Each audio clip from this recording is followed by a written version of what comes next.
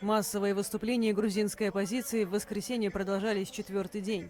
Тысячи людей собрались в центре столицы страны Тбилиси. Протесты вспыхнули после того, как глава российской делегации на Ассамблее православия сел на место председателя грузинского парламента.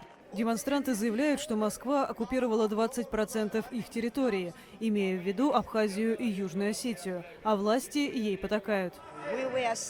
Мы молчали, когда голодали, молчали, когда нас обманули на выборах. Но нельзя молчать сейчас, когда российские оккупанты усаживаются в кресло спикера. Я здесь против российских оккупантов.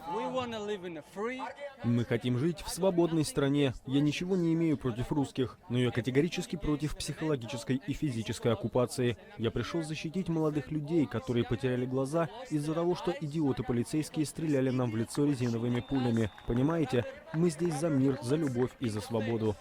Спикер парламента Иракли Кабахидзе уже покинул пост по требованиям протестующих. Они также добиваются отставки министра внутренних дел, перевыборов в парламент по пропорциональной системе и освобождения задержанных на митинге в четверг.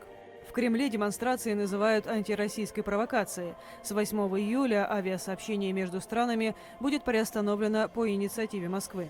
Как заявила грузинская оппозиция, в понедельник вечером митинги возобновятся, а днем в центре города пройдет протестный автопробег.